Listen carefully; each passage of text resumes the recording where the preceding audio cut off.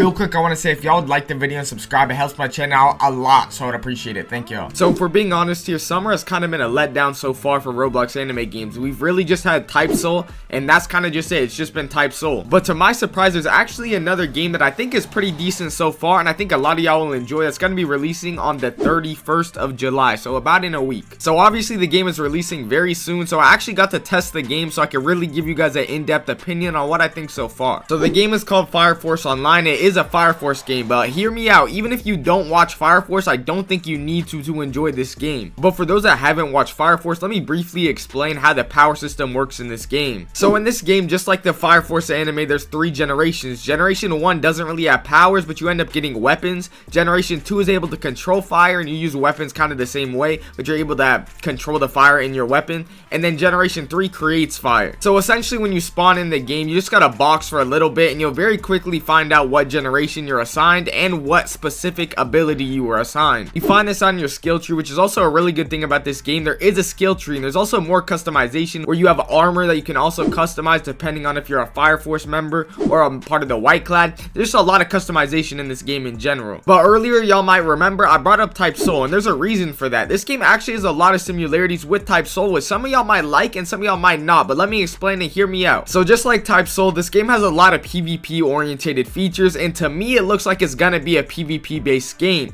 Now I haven't finished the game, I'm still kind of mid game or maybe even early game you could say, so I'm not 100% sure, but that's what it shows me so far. The game has a bunch of PvP raid events like Defend the Payload, and there's a few others. I don't remember all of them though, but essentially the game is very faction based, similar to Type Soul. There's the White Clad and the Fire Force, and they're going to be boxing constantly. Obviously you're going to be boxing in the raids because the winner ends up getting rewards, but that's not the only time you're going to be fighting. You also got mission boards, which for me right now is just defeat Infernals or defeat White Clad players, which are honestly both kind of difficult for me right now since I'm new. The Infernals are nothing light, bro. They be beating my ass constantly because they have like patterns, and you kind of have to learn the pattern and really learn how to specifically fight the Infernals, so there is a lot of skill involved with this game. But I also want to mention something I personally thought before I actually played the game, but all generations are viable. Gen 1, Gen 2, and Generation 3 are viable no matter what you get, or at least that's what I'm hearing from the players that actually are experienced and play the game. But that's actually a really big deal. Since the game is PvP based, pretty much everything needs to be at least somewhat balanced, so that is a good thing. Also, besides the mission board quest, you have your phone quest, which is essentially you click on your phone and you get a call to do something. Essentially you'll get TP'd and you have to go save the captain's daughter, or you have to go and defeat an Infernal and then save a building,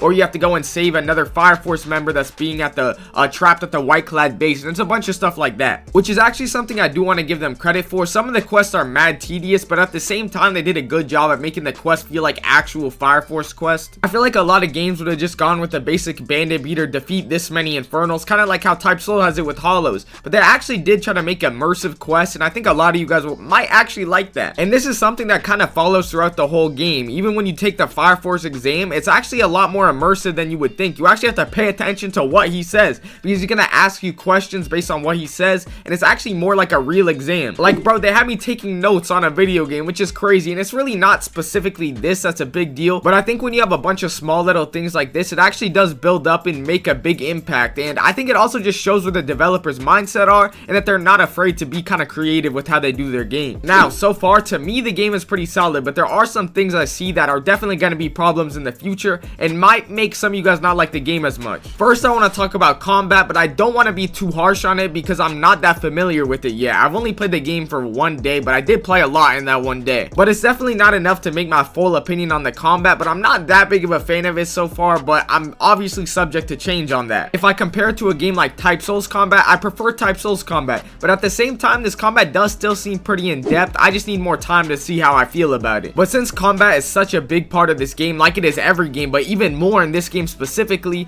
it's gonna matter a lot. And I think how people perceive this game will really be based on how they enjoy the combat. If you enjoy the combat, I really think you'll enjoy the game in general, but if you don't enjoy the combat, I don't know how much you'll even like this game at all. There also are a few small things which I definitely see becoming a problem on release. For example, when you load in the game, there's really this police quest that everyone's gonna be doing, and it is gonna be terrible with 15-20 people doing it at once, since the server size is 25. And it's not the server size that's a problem, it's just the fact that there's really gonna be so many people doing one quest. It's gonna be terrible. And that's actually something my boy Dream Chaser mentioned, and I think that was actually a really good point. I also want to address some of the concerns I know you guys are gonna have. For example, people pay to win, and also just the amount of content in the game. For content, I can't really speak on as much as I haven't progressed through the game very much, but I definitely can say there is at least a decent amount, I would say. I forgot to also mention you get like a subclass and stuff. It's kind of like your second ability type thing. Is pretty cool. And the game does have pay to win mechanics like every other Roblox game. It's like $4.50 to respin your ability, but you can get it for free. There's a black market guy that spawns in and you can get it for free. But if y'all want to see more content on this game, make sure to like the video and let me know. Also, I'm gonna be streaming this game most likely, so also if y'all want to pull up to that, and just let me know if y'all want more videos on games like this in general, because I definitely can make more of these if y'all want. If y'all watched all the way through, maybe subscribe, you feel me? But either way, I appreciate y'all. Later. They ain't believe in us. God did.